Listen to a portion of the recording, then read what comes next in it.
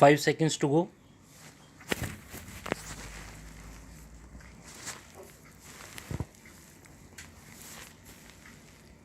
Start.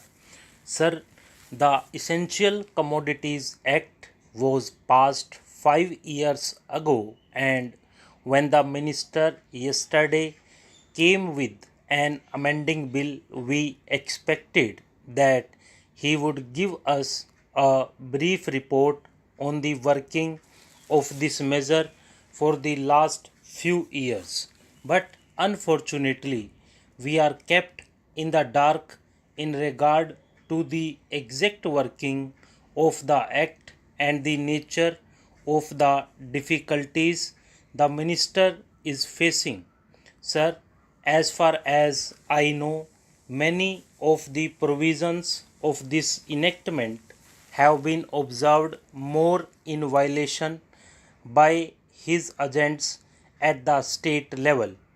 The food minister may be very earnest, may be very able, and may be very anxious to see that the various provisions of the Act are implemented in the most effective manner at the state level, but unfortunately, his agents at the state level are not equally enthusiastic or equally anxious to observe the provisions of this enactment. The most important objectives of this enactment are to control the supply and distribution of commodities and to maintain a stable price level.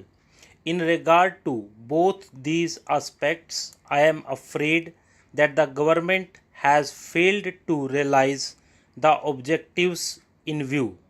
Some time passed when there was scarcity of food grains, attempts were made to make procurement from certain wholesale merchants and from rice mills. In my own state, I know of many instances of such procurement where, after making known that certain things had to be done and certain steps had to be taken by the merchant community, nothing was done later on by the government when they found that these very orders of the government were violated. As a result of the violations, there was a consequent rise in the prices of food grains.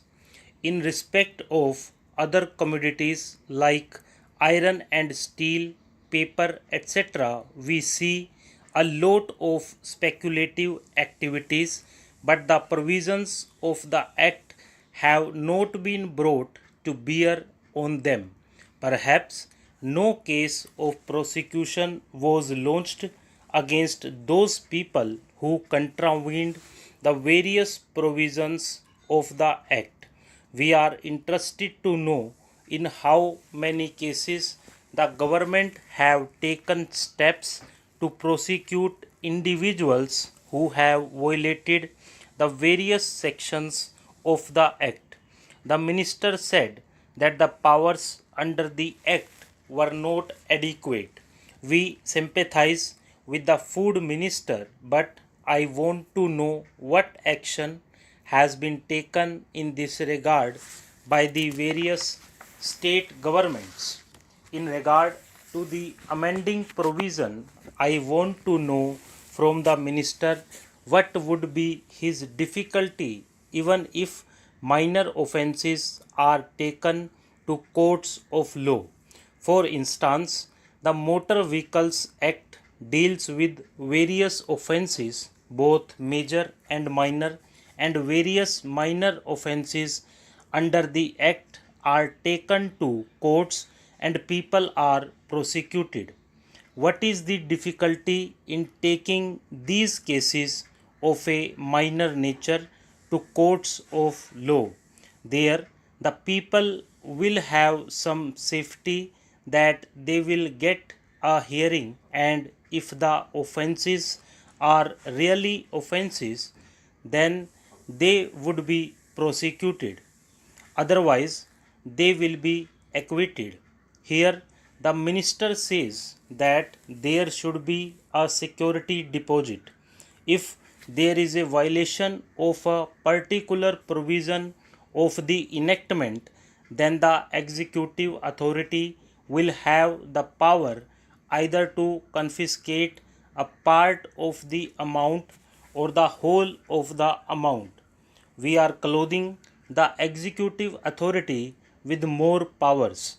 I do not grudge giving powers to the executive authority provided they are used properly and effectively and in a most fair manner.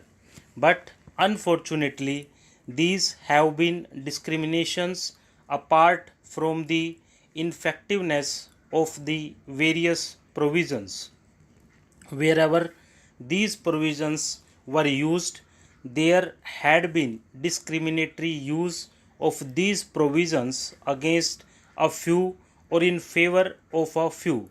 Normally, when officers are clothed with more powers, there is large scope for corruption. I feel that it would be desirable to avoid such malpractices, and it would be desirable, I think, that even for minor offences, the parties should have a chance to defend their actions.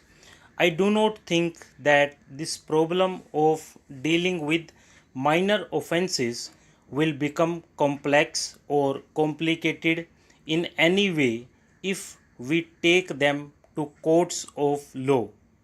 I want a reply from the minister in what way he is suffering from a handicap in dealing with minor offences or offences of a technical nature. The honorable member made the point that even if this thing was acceptable to the House, he did not know what amount would be demanded as security. So, the minister should tell us what amount is normally expected from a licensee in all cases and what the offences are which are of a technical or minor nature which he has in view. We are not told which are major offences and which are minor offences.